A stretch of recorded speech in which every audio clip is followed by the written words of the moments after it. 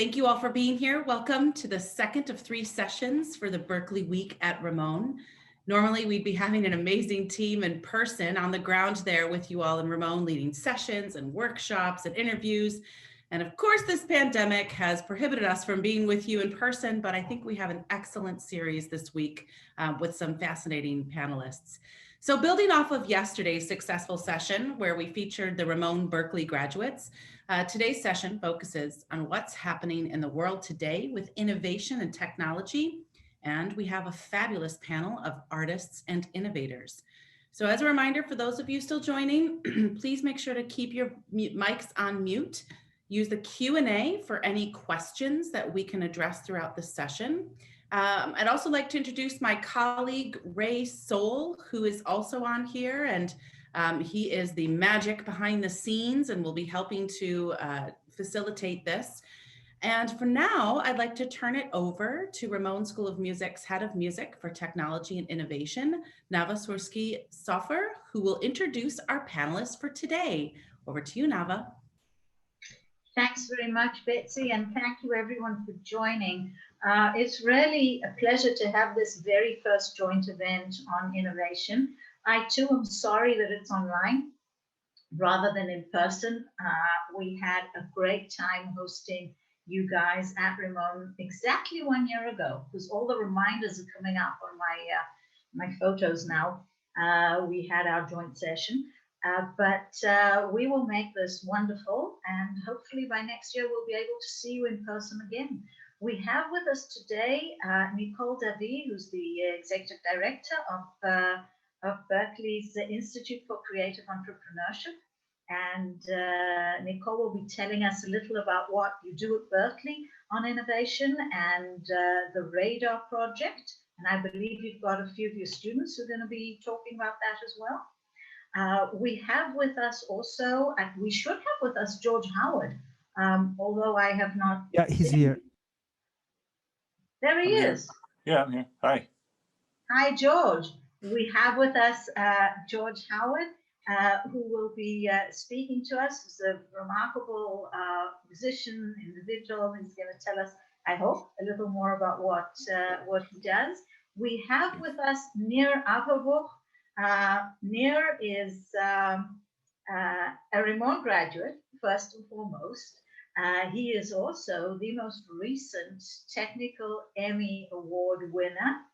Yes, you can clap, even on Zoom, even if you're muted, because this really is quite an achievement. And Nir will tell us the story of SoundRadix, which is the company he founded with 2 colleagues.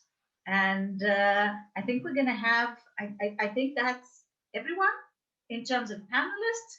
And we also have with us Isa Schefter. Izhar is, well, he is the Vice President of Rimon. He is also a former Berklee professor, and he's also a childhood friend of mine. So we go back longer than I'm willing to admit. Yeah. Much longer than I'm willing to admit, but he gets the credit for bringing me to Rimon a few years ago to help out, and here I am. So without much further ado, I will ask Nicole to tell us a little about Berklee's innovation program, about RAIDAR, and we'll take it from there, shall we? Sure thing. Thanks, Nava. Thanks, Betsy and Ray, for hosting us, and Ishar as well. Thanks. We're excited to be doing this with Rimon, and welcome to all of the Rimon students and community and our BerkleeGlobal community as well. So yeah, I am Managing Director of Berklee's Institute for Creative Entrepreneurship, and that institute was founded almost 6 years ago now. 7 years ago, wow, to instill a startup mindset throughout the Berklee community and to highlight the different ways that entrepreneurs and artists, act and develop and think, and how that entrepreneurial mindset can be beneficial as artists approach their careers. And fast forward to today, we have a minor at Berklee in Creative Entrepreneurship, and George is one of the faculty members that teaches a few of those courses amongst many other things that keep him busy at Berklee. And we have, when when we are traveling, we take trips to Silicon Valley and other entrepreneurship and innovation hubs with our students. We run special events on campus, and then we host and sort of promote and foster these innovation projects. And one of those was Open Music Initiative. Open Music Initiative was started in 2016 with the goal of promoting interoperability, innovation, and education within the music industry. One of the things that we saw through doing this work with many of our industry partners was that while there's a lot of work to do, and there continues to be a lot of work to do amongst bringing industry partners together and focusing on ways that we can streamline payments and creative rights metadata so that that flows seamlessly across the music supply chain.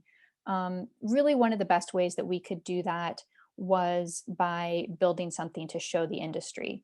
And so while we have within Open Music Initiative, we have over 300 members, all major players from across the music supply chain, the major labels, the publishers, the streaming services, Netflix, Facebook, IBM, Intel, Universal, Warner, Sony, Spotify, Pandora, et cetera, et cetera, et cetera.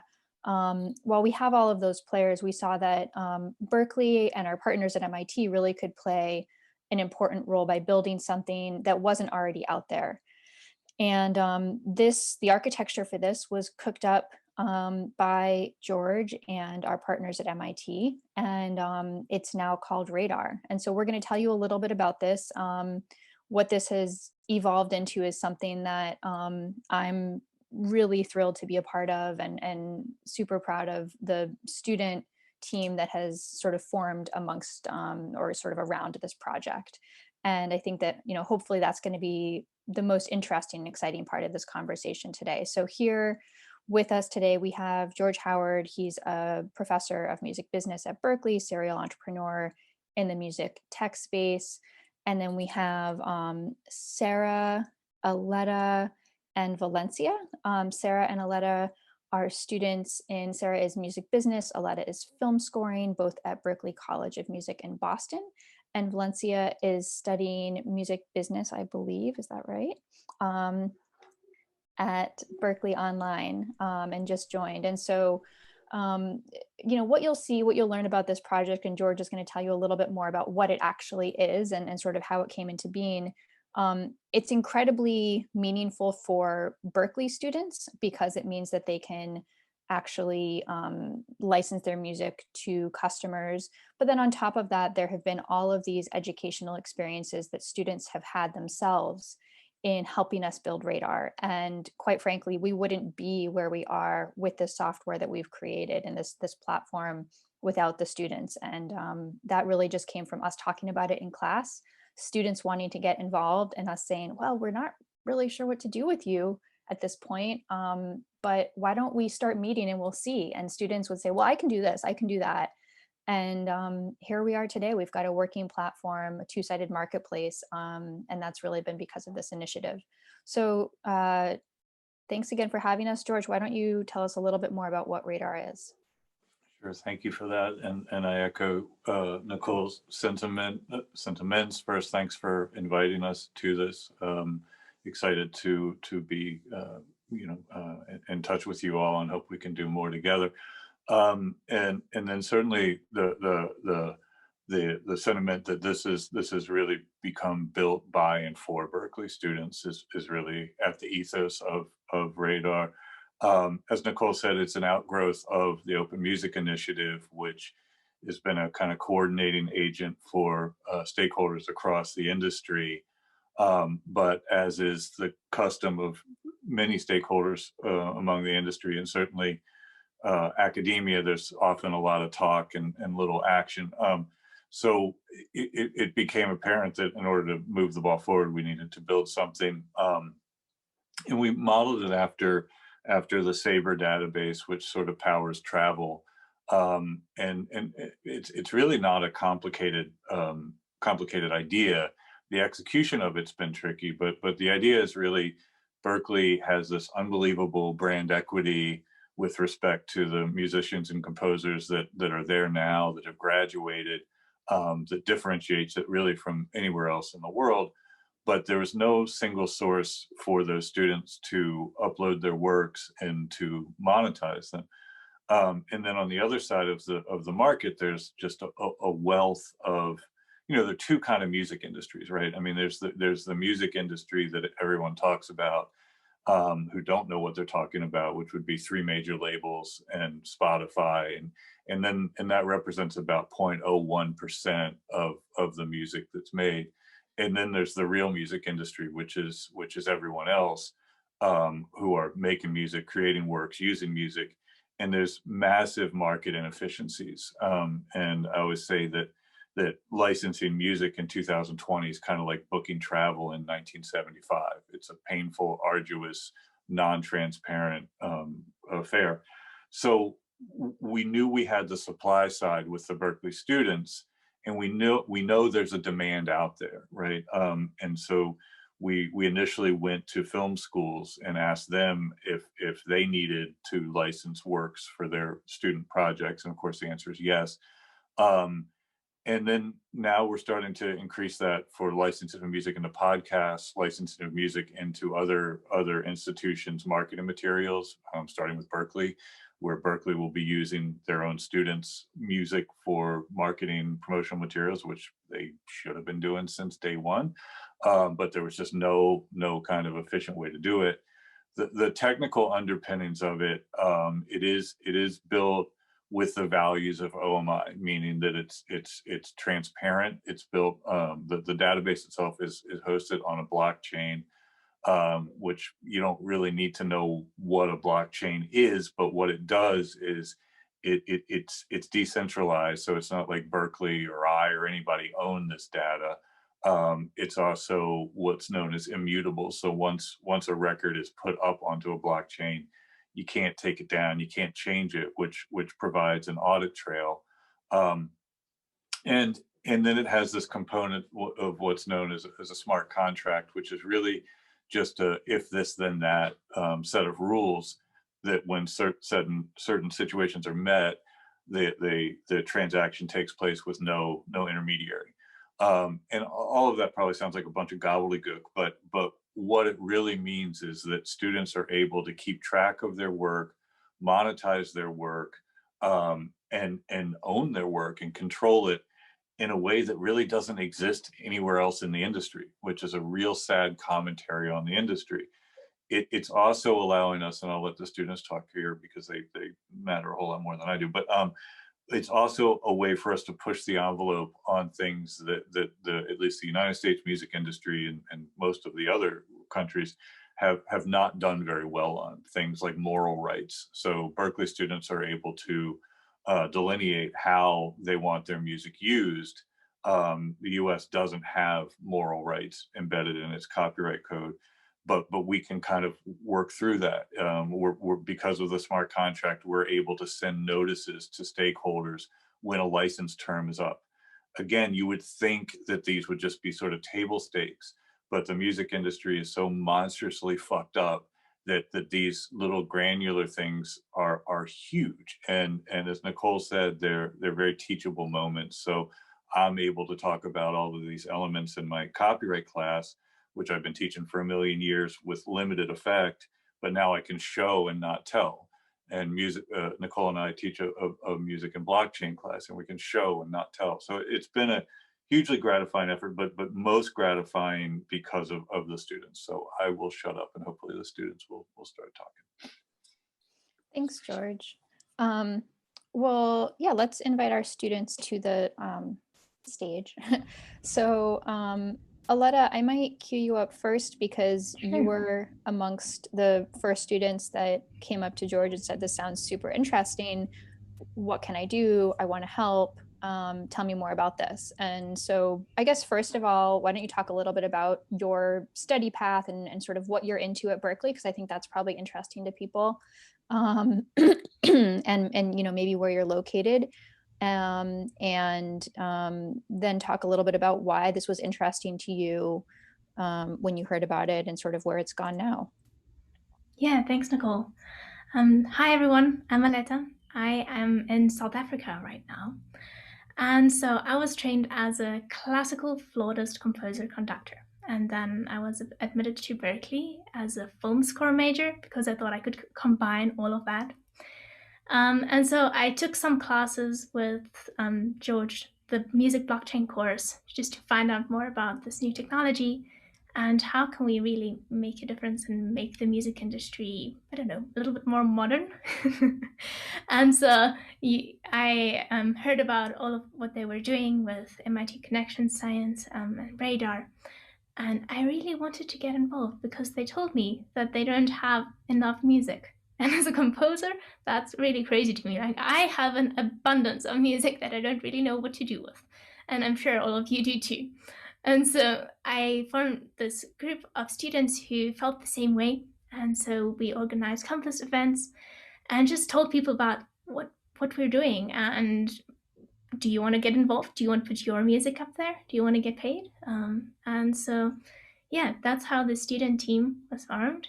And then it really has expanded now to both campuses, both undergraduate and graduate students, and with different departments. So Sarah leads the legal team, and we have music business and marketing as well.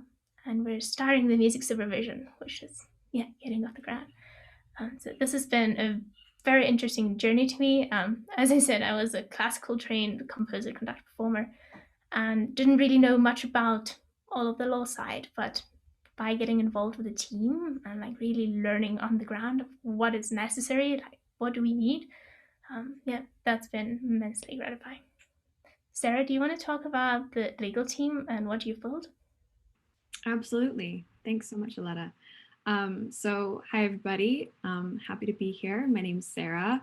I'm currently in Boston, Massachusetts, and I went to Berklee thinking I was going to be a band manager, and I'm still down the music business path, and I'm studying music business management at Berklee.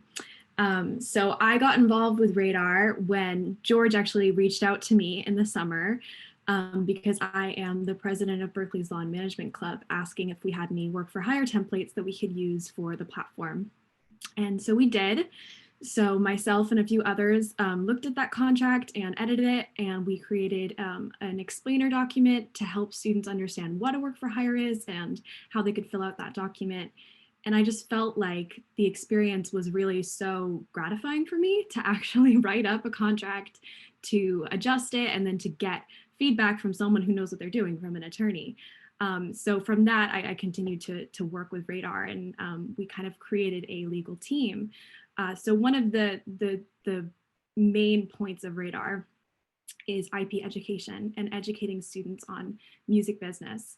And to me, as an advocate, as someone who's really passionate about educating musicians on their rights, this has been a way for me to really practice what I preach and to actually create educational materials for students to better understand what is going on in this crazy music business, because it's just such a complicated, crazy industry.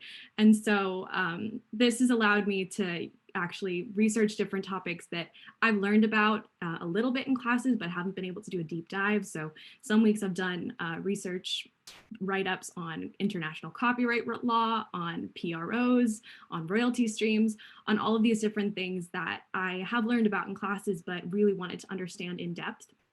And I think that a lot of the students who partake in it have really been able to develop a self-drive within themselves to educate themselves and figure out what they need to know, what the holes in their knowledge are. And I think that's just so valuable. So I'm just really proud to be a part of a platform that really focuses on education and focuses on empowering students by education and by making education accessible and easy to understand. So basically what I've been doing is just creating an educational database for RAIDAR. Thanks, Sarah. And then Valencia, I think that you heard about this maybe through the Open Music website or through your online contacts? Yeah. Oh, right. Yeah, so tell us a little bit about what you've been studying and why you were interested. So I've been studying music business and revenue streams and music business law. I'm a student here at Berklee. I'm in the Masters of Music Business program, the online program. And I was having a meeting with my career advisor. Her name is Nicole. And we were just going over my goals and my passion and some of the previous work I've done. I've done a lot of work in policy and advocacy. And I was very into the Music Modernization Act and utilizing my skills in the political realm to kind of form something that increased awareness in the about the Music Modernization Act and other organizations that participate in advocating and having different policies for musicians and their human rights and basic rights. So after meeting with my career advisor, she suggested that I contact Nicole and gave me links about the Open Music Initiative. And I started doing my research and I contacted Nicole and I said, I'm really interested in this. Is there any way that I can use my background and my career background along with my major that I'm doing right now and help in any way? And so I sent her my resume. I sent her like some of the courses I was into, and we just started talking. And I was invited to the Friday meetings where I met, of course, Aletta and Sarah, who've both been so wonderful and kind of navigating me and educating me a little bit about it since I'm new on board. And what I can honestly say here is that RAIDAR has like so many like necessary qualities to help develop and sustain student artists in the music industry, their careers. And it also like helps create opportunities and pathways for them so that they can pursue their creative dreams. It does this in so many ways, but one way that it really like stands out is that it allows them to monetize their musical works while retaining ownership of their songs. And then it also determines the value of their work by placing it in a free market. But what I'm really like so taken about is that what is often overlooked is the competence factor of this platform, such as RAIDAR and like the Open Music Initiative, because it instills in young creatives like confidence. It provides them with opportunities to venture into the music business world, surrounded by their peers in a very safe and secure environment. So I think like this instills, it's very important as a student and young musicians to have somewhere that they can feel safe and secure and get confidence from. And then it also, like the education tools like Sarah mentioned, it gives them the ability to learn about intellectual property through active engagement, paired with the technology, as Aletta mentioned, that allows them to connect with other creators that want to license their music for audiovisual works and such as film and video games. And Aletta also mentioned that they're creating a music supervision platform as well. And then all this combined, it equips students with hands-on experience and skills that they can use to further their careers with confidence. So it's just such a holistic and kind of a renaissance platform. Like when you combine all the things that it attributes to young artists, the students, and just the fact that it is made for students, by students, and it gives them this ability to venture off and with confidence and the hands-on experience that they wouldn't already get just by going to class. Thanks, Valencia and Sarah and Aletta. Well, we have, I think, a few minutes more of this section, and after questions, I can show you really briefly a little sort of sneak peek into what the platform looks like. But it looks like we have at least one question. Raz, would you like to write or say your question? Yeah, I'll try to say it, even though my English is not that good. It sounds great. But yeah, okay. I didn't really understand. Like you say, you take students' work and you monetize them and you keep the rights to the students. But how does it differentiate from Spotify? Like taking music and uploading it and monetizing it, but taking some revenue from it. George, you want to speak to that? Yeah, Spotify is a digital streaming platform. I mean, it's completely different. This is a way for students to have their music licensed into film, to podcast, eventually to TV. It has nothing to do with the music that they can put their music on Spotify wherever they want, but Spotify doesn't do the same job that what RAIDAR does. If I may, Raz is one of our students in the at the innovation program in Rimon, and it might not be clear exactly what RAIDAR does. It's a marketplace. Yeah, why don't I give a quick little Yeah, tour? I I wanted to make agree. sure that you heard from students, but why don't I'll definitely do that. I know we're going to lose George in a few minutes, so are there any questions before he signs off? Any last burning? Like I said, George teaches music business at Berklee, so let me show you around. Whoever's in charge. Oh, I already have screen sharing. Look at that. All right, so this is what you see. And George, I know you'll need to sign off soon, so thank you again for being here. And Thank you all. all right, so this is RAIDAR, and this is what it looks like once you're a Berklee student logged in.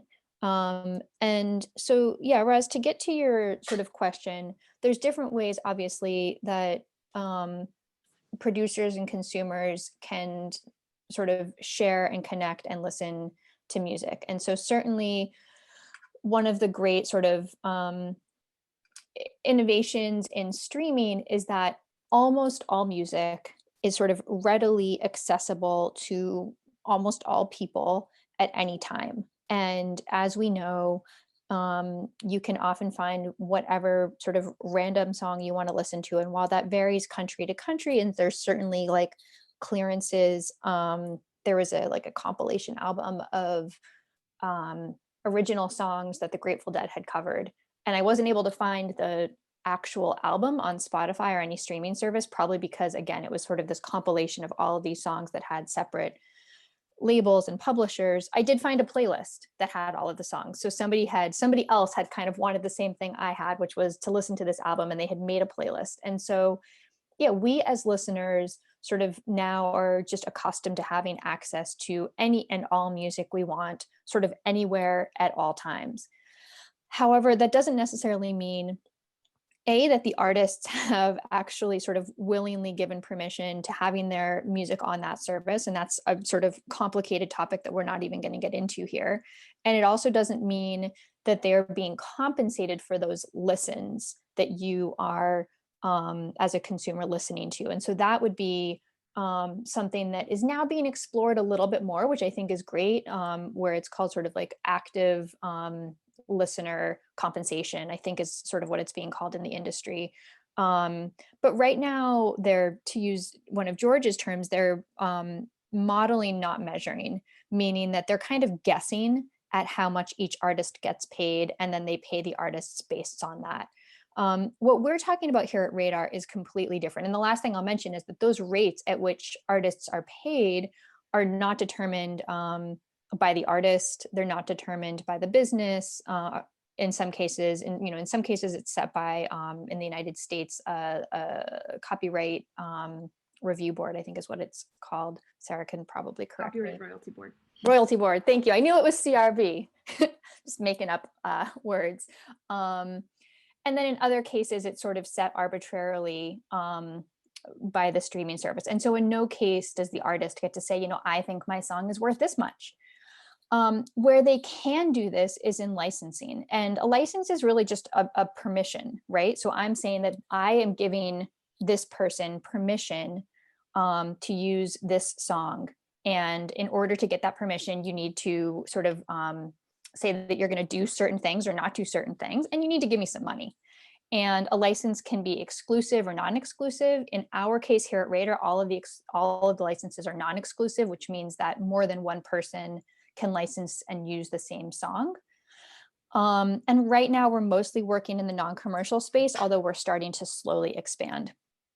And so we are sort of direct to consumer, the same way that, I don't know, in the US, like Warby Parker and Allbirds and all of those direct to consumer products allow the producer to get more proceeds, and it allows for the consumer to have a more affordable price because there's no middlemen, there's no rent seekers in between. We're going direct to consumer. And unlike a lot of the music libraries, pretty much all of them, we're not taking a cut. Most music libraries take, 50+% of the cut of the music, or of the payments for the music. So then the last thing I'll mention is that we're really committed to education. So what you can see here, this is before you even get to upload your music as an artist. These are all of the education little modules that you can see. So you get to see your license. We show you what the license is, and then we have an explainer where this clicks out and it says, hey, there's a bunch of confusing legal terms. We don't think that's cool, so we're going to explain what those legal terms are. And so if you are not a lawyer, but you would like to legally license your song and understand what you're getting into, there's all of these terms explained. So facsimile, fiduciary relationship, inure, joint venture, non-exclusive, like I just said, provision, representations, and warranties. These aren't terms that I know. And so it explains all of those pieces. Similarly, it explains these terms like controlled composition, or what a work for hire, or how to find out if your samples are cleared. Because in some cases you can put music up here that has samples in it, but you need to have it from certain places. And so we have a little map here that shows what a controlled composition is, and how to know if your song is sort of all legally yours to be licensed, or if maybe somebody owns a part of the copyright of that song. And these were all created by students, and then of course verified and checked by actual copyright lawyers as well, to make sure we're putting in correct information out. Then you upload your music, you put all of the metadata or the information about the song, and then I'll just show you really briefly, and then I'm going to turn it back over to Nava. I don't want to go too much over time. This is what it looks like on the store side. So if I am a customer, I come in here and I say, let's check out various songs. And I don't think I checked the audio checkbox when I said share my screen, but you can see there's all of these different types of songs with all of their different tags. You should check out Saya. She's an amazing artist. She's one of my favorite artists that I've discovered on this platform. You can listen to her on Spotify. You cannot legally license her music on Spotify, but you can listen to her. So I add her to the cart, and then I check out, and then I would have access to her song, and I could use it in a podcast or a promotional video based on the license. And importantly, if I put my educational video up on Spotify or something like that, or up on YouTube, and YouTube says, hey, I don't think that you have access to this song. This is not your song. I can say, oh, but I do, and here's my license. And that is another important piece of technology that our platform gives you. So that is a little bit, hopefully, I know that was a really long answer to your question, Roz, but hopefully it answers a little bit. And yeah, thank you. Thank you. Great. That was great, Nicole, and thank you for that, because I think that this is a very valuable, or can be a very valuable project for our students as well eventually. And I wanted them to have a bit of an overview of what it entails and what it can provide them with. And I'm not sure now's a good time to admit, but I actually am a lawyer, so I understand those terms. They ring a bell from, I don't know, many, many years ago. I haven't practiced in decades. But well, there's confusing legal terms, and then there's confusing music legal terms, and we explain all of them. And yeah, just to answer your question, we are in it is a fully fledged business. Money is coming out, and students are learning about this and learning about running a startup while they're at Berklee. So how to do business development, how to do marketing, all of those things are being done by students and being done effectively by students in a startup within Berklee. So you totally get it. That's exactly what it is. That's fantastic. I'd like to, now would be a good time to sort of seamlessly move on to what we're doing at Rimon. And we are doing something a little different, but with a similar aim of giving students the opportunity to try out life in a startup. So our Entrepreneurship 101 course in the first year of the program, and our program is also, it's a minor, so it runs across, there are people studying production, they're studying, voice, guitar, whatever, and they can all take this program in addition to their musical major. And we have two sides to this. One is the entrepreneurship and innovation, where we learn about startups and we learn all the basic terms, and they do a project, and we'll hear about one of those projects momentarily, and really get experience in all the different aspects of trying out this world of startups. And the second side of it is programming. And we have programming courses that run throughout the 3 years of the program. It's an undergraduate degree, to those wondering. Rimon does only undergraduate studies at this point. So they start with an intro, sort of programming 101, if you will, and move on to more complex work throughout the years. So that in the second year of the program, which we're in now at this point, we have first and second year students, and many of them are here with us. They take a project and work on it from the technical side as well as the business side. So it's not just, if you will, a mock-up, but something that will actually have a real demo day at the end of the year, bringing in the business skills, the programming skills, the marketing skills, the legal side, the financial side, and so on. So that's what we're working with at the moment. And if Nir is generous with his time for a few more minutes, then I'll ask a couple of our students. We have with us Roy Belkin and Bar Beekman, who are in the second year of the program. They're actually their fourth year at Rimon, because this program only started last year, but they've been with me since last year. The project they started working on last year, they actually decided to stay with. Working with them is Sophia Salton, who's also here. My screen, she's right in the middle. But now you can't miss that smile. So even if she's not in the middle of your screen, you can't miss that smile. And they are working on this now on the technical and business side. And maybe I'll ask them to tell us a little about their experience playing with the startup environment, and as much as they're willing to tell us all about how the project is developing. So you can unmute yourselves. Roy and Bar are together. Hi. There you go. I'm Roy. Hi. Actually, from my point of view, I'm a singer, I'm a performing artist, and I've, like Nava said, this is my fourth year in Rimon. I've started in singing major, and then I found out about this program, and I was really interested, so I went in.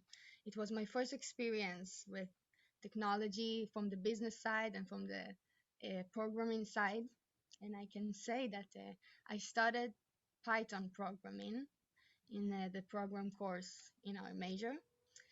And I've started really small, just got to know the language. I didn't know anything from that word. And that led me to She Codes. And She Codes is an organization established by a community of women. And the goal of this organization is to reaching 50% of women software developers in the Israeli and high-tech scene, which is, I think, for me, and I think a lot of people here say this is a really important goal. I started there by learning Python. I was continuing my study in that language, and I became a co-manager of the online branch now. And I can say I never thought I would be doing this programming at all, not in the business side that Nava teaches us, not in the programming side. And that really introduced me to a whole new world. I'm really happy about it.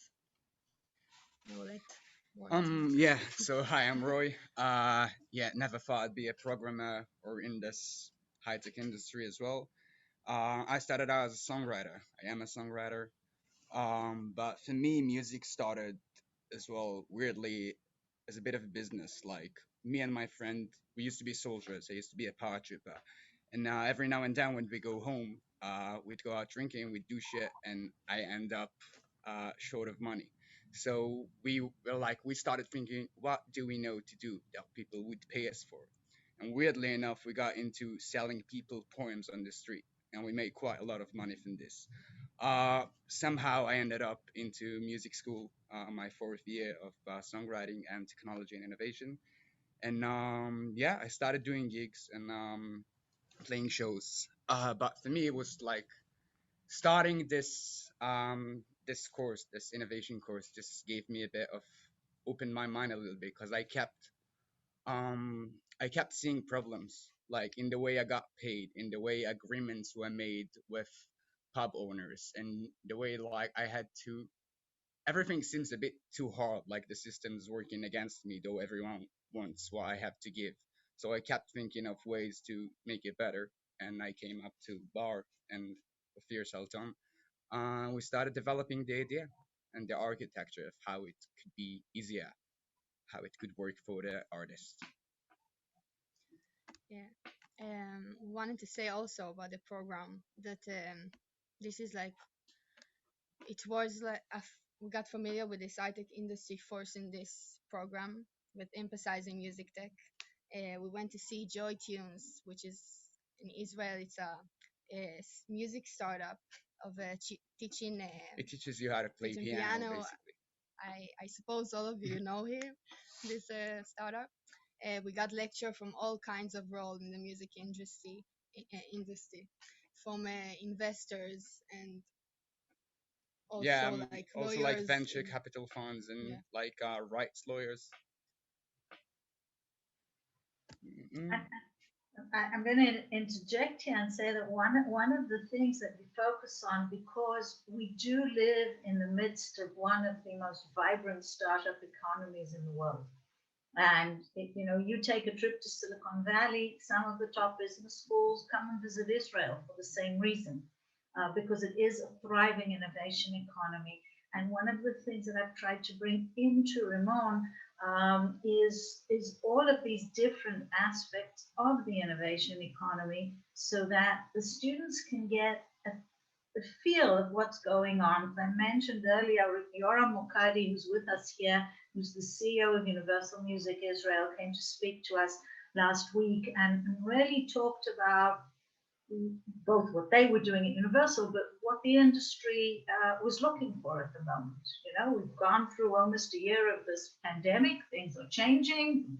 There are different forces at work, and that's just one of the things. On Sunday, we had one of the leading music IP lawyers in Israel come and discuss aspects of intellectual property, copyright, and so on. So all of this is part of giving the students the opportunity to try out this new world of startups. And I know from Rui that he's been looking at doing some additional things in this world. I was really, really happy when they decided to take their first year project into the second year and continue to work on it. We have also here with us is Amir Vinci, who's one of our professors in the program. And Amir, wave, there you go. Amir is a musician and a music tech executive. He was a senior executive of Waves for many years. And he is an expert in agile environments, not specifically just the software, but the whole way of working. And he teaches a course on user interface and user experience. So you get the whole product side of how you develop a project. And the group that's working with him is now working on a real world project for a client. So there is a client out there who's working with them, and they're spending this semester developing something for that particular client. So we're really trying to merge the worlds of business and music in a very experiential way, I guess. And I thank you for that. And of course, all of this is open for questions from both sides. And I am delighted to see Sari joining us here at the bottom, one of my students from last year. Hi, Eldin. But we have with us a very special speaker here today, Nir Averbuch. Nir is... Nava, can I add something I'm so about the program? Yeah. Yes. So sorry to interrupt you, first of all, and thank you. So as Bar and Roy already said, I'm working with them on the startup. My name is Sophia Salton. I also study in this like minor course. Like I came to Rimon to study performance, singing, and then also I became somehow a songwriter. And then well, I always had like the part of me that liked to manage and like create ideas and stuff like that. I was an officer in the army, and I felt there like it helps me to be on the side of my personality. And then I decided to study music. I came to Rimon and things were great, but I can say that I also felt all the time like my part of the personality, this part of my personality is not like is not doing anything. And then I heard about this new course and I was very excited. And I can totally say that after 1 year, this course is really like open-minded, because Nava brings adversity, I think so, like all kind of people from the industry. Variety. Yeah, variety of people to come and talk to us, and it really opens our mind and helps us to get new ideas, but not by like people telling us how to think about new ideas, but just open your mind and then you get to the ideas by yourself, and it's a great feeling. And also like it really feels like we have support from all kind of people in the industry. And now when we have a question about a startup or something that we want to make and move, we know that there is someone that would be helpful in this subject. And this is like not at all muvan me'elav. Nava, help me. Yeah. Not obvious. It's not obvious, yeah. Yeah. Not obvious, not to be taken for granted, and also our time is running short. We are running short, but thanks Thank for that. you. I should maybe add for the Berklee people that Rimon never had a music business course. So it was very, very sort of 100% music. And so bringing in the business aspects is part of what we're doing as part of this whole program. But I'm going back to Nir, and thank you so much for that, Ophir. I'm blushing here secretly.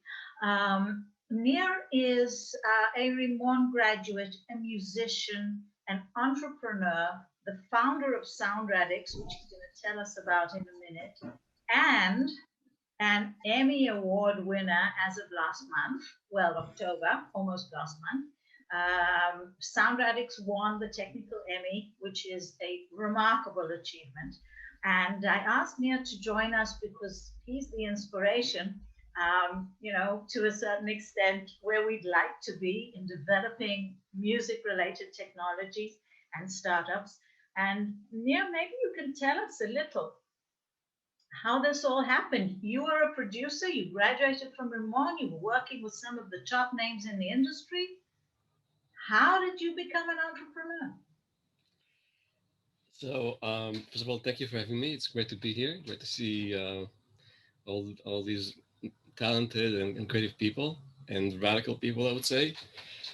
And I will stand by in a second.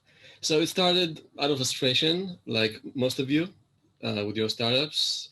You saw an issue, you saw something that's frustrated you, and you built something to make it happen, to make a solution for it. And that's how Sound Radix started. As Nava said, been producing for a while, and kind of got frustrated with another NIV emulation and 76 emulation, another 2A, another lexicon reverb. And I thought that there is so much we can do with computers that analog gear cannot do, or old gear cannot do. And I asked myself, so what can we do if we approach things from a clean state, from a radical state, where there was no analog gear before, we have these problems, how can we solve it? And what's the best way to solve it? What's the best technology to solve it? And that's how Songwriting started, just out of frustration. Now, you're not a programmer.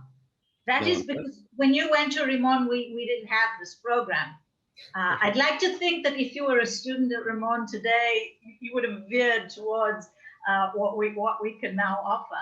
But so you were frustrated, and what did you do next? So a friend of mine introduced me to Yair, who's our partner at Soundvatics. And Yair brought Dan, who's here with us as well. Dan, say hello. And that's right. And we started meeting just once a week, just meeting and just discussing ideas and jamming on code and experimenting with stuff. And just slowly we built one product. Autoline was our first product. When it came out, it was so crazy that the headline in Mix magazine read "Snake Oil or Not," and the article was signed by it. So it was that radical back then. It was 10 years ago. We're talking about a VST plugin, just for the sake of that's the piece of code that was then released as a VST plugin for all platforms. Whatever. Correct. Yeah, we just started slowly building stuff, and yeah, after 10 years, it's funny, very symbolical, but 10 years later, we got the Emmy Award for Autoline Post, which is a special version for post-production for film that helps correct phase issues with moving actors and moving microphones. You're actually able to make the sound coherent, so to speak, in very lay language, from the different moving microphones. Is that correct? Exactly. What happens when you combine several microphones that are placed at different distances from the source is you get a comb filter effect, which is just generally some areas of the sound gets canceled, some gets buildups. It doesn't sound very good. It sounds sometimes hollow. It's not the natural sound that you've been recording with different microphones. And with Autoline, by aligning all these mics and correcting the phase issues between them, you actually get to use the actual sound of each mic and mix them together in a way that sounds good. And you can actually mix them together and not have phase issues. It must have been terribly exciting, although you were denied the opportunity to receive the Emmy Award at an actual physical ceremony. Right? That's right. I think that's unfair. I think they should invite you back next year and give you the whole performance. We're working on it. How did it happen? So about maybe 7 or 8 months ago, a guy named Bob from the Emmy committee got in touch with us through Facebook and said, "Hey guys, maybe you should consider nominating or applying for the Emmy Award," which was surprising to me because I had no idea that you can apply for an Emmy Award. I always thought it's something you get. So we applied, and we haven't heard anything for some time. The Emmy, the Actors Emmy came and went, and I kind of forget about it. Said, okay, that's another nomination we got, and maybe nothing happened. And just a few days before my birthday, I got this email and saying, "Hey guys, we want to have a video with you." I thought, they just want to tell us that we're nominated and if they need something, materials, whatever. And so, just up in a t-shirt and nothing special. And they just went right on it and said, hey, congratulations. You won the Emmy Award for Autoline Post. And, you know, we spent like half an hour just talking about the industry and other things. Great guys. And it was fun. And when I told the guys back at the office, I said, I have two news items for you. One is not such a good news, but the other one is good. The bad news is that you're not going to meet another writer in person. Okay, so that's a truly exciting story. And you work from Tel Aviv, right? It's a crazy story, by the way.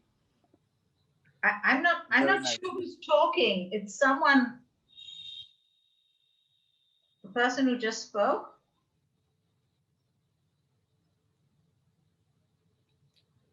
Okay, someone just spoke. I'm not sure who it was, but you're welcome to speak again and tell us who you are. But so I want to ask you a different question. It's not maybe specific to music tech companies, but it's something that we deal with quite a lot. Your market is not in Israel. You are still based in Israel, correct? All of you, all three of you? Well, these days we're an international company. Most of our guys are in Israel, but we have a developer in Milan. We have a web developer in Canada and another developer in New Orleans in the States. Yeah, so we're everywhere. And yeah, most of our market, we do have Israeli clients, of course, but most of our market is the whole world. And probably without the internet, it would be much harder for us to make it happen. One of the advantages of working in this industry, it's advantage and disadvantage, but for us it was an advantage. Working in a niche market like music production or producers and engineers, and it's a niche market because it's not, our product is generally for engineers and don't make instruments yet. It's easy to reach these people. There's a few channels you can talk to them, and if you're following the websites and forums, you know where everybody is hanging out. So, but still, it took us time. Until this day, our sales are actually growing because more people learning about our products and about our company, and it's great. I think to me, that's fantastically inspiring, and what I think is particularly inspiring to the group here, which is mostly students, is that you were able to go from being a musician, a producer, to being the founder of a startup. You learned business on the way, right? You told me when we spoke earlier on the phone that you you never had the opportunity to practice at school as we have now, but you kind of were thrown into the deep end. Yeah, and that's true. I have no idea what I'm doing. I'm just, but everything's by trial and error, and just learning from others, and just reading a lot, and just seeing what everybody else is doing. Yeah, so if there's one thing I can say is nothing should scare you from doing anything you want to do. If you just set up your mind to it, you learn it and you cross all the challenges, and it's okay to make mistakes too. It's actually great to make mistakes too. This doesn't work. The worst thing you can do is not have a clear answer if it's okay or not okay. As long as you have one of the two, you're great because you have an answer, either this one or another. So I think that's a fantastic bit of advice. In a way, it echoes just do it. But it's more than that. It's taking the risk and just charting your own route. Do we have any questions from the group? Because we're up to 6 o'clock. We can take maybe a couple of minutes if there are one or two questions. I mean, I will say, I mean, Nir, I mean, when you started at Rimon so many years ago, do you see the climate changing with the way what musicians are actually doing today with this kind of changing technology and marketplace coming from the experience that you have? Oh yeah, it's very different. Today is very different than what it used to be. I'm still making music, so I have to deal with the what we have to do today. And actually, I really want to say to the guys that from Berklee, really want to applaud you for your effort and startup. It's fantastic and amazing, and the way you guys put everything, make it clear for everybody, all the technical terms, and just having this platform in place is quite fantastic and amazing, and is very needed in this world. So congratulations, it's great. So yeah, back in my days, musicians were musicians, producers were producers. You had the record label who took care of everything else. And today, musicians have to do everything. Basically, you have to be your marketeer. You have do a law business to know everything. Not even to know how to distribute your music. Yeah, it's in a way it's quite more challenging, but on the other way, it's you have much more freedom. You have the whole world in front of you, which was not like that in my days. Yeah. Well, we're definitely trying to deal with the changes, and maybe that's. I have one last question to you. COVID-19 has turned our world inside out. But to most music tech companies I've spoken to, it's actually been really good. Can you say whatever you're comfortable saying about what it did to you at SoundRadix? Sure. So at SoundRadix, we have the post-production crowd and the music producers crowd. Our products for the music, for the post-production crowd got really cut by half during COVID because everybody was off the studios, all the productions were stopped, and people were obviously working less. However, our music products kept selling quite well, and covered for the loss of sales to COVID-19 and to the post-production products.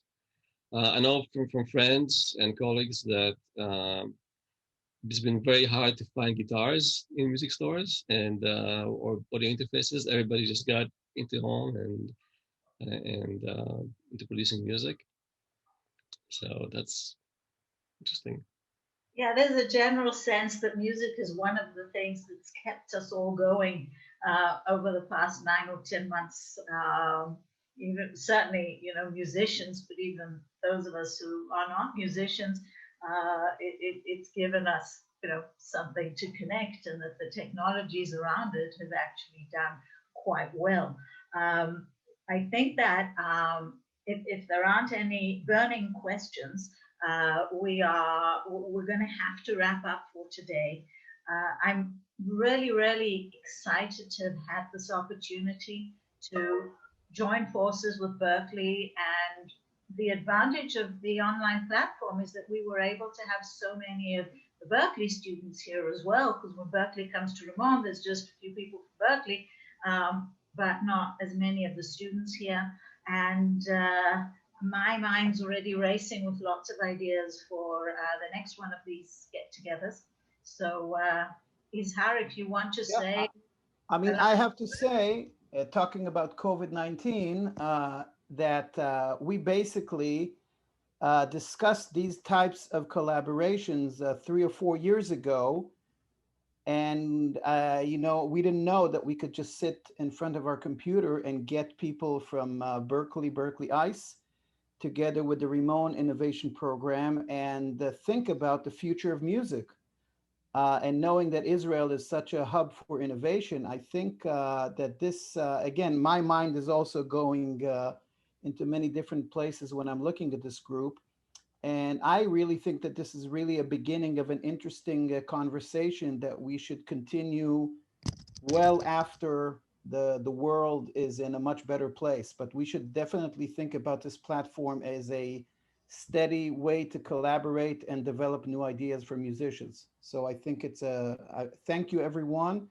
Thank you, Nava, absolutely. Yoram, thank you. Thank you, Nir. And thank you, Nicole, and everyone at Berkeley ICE.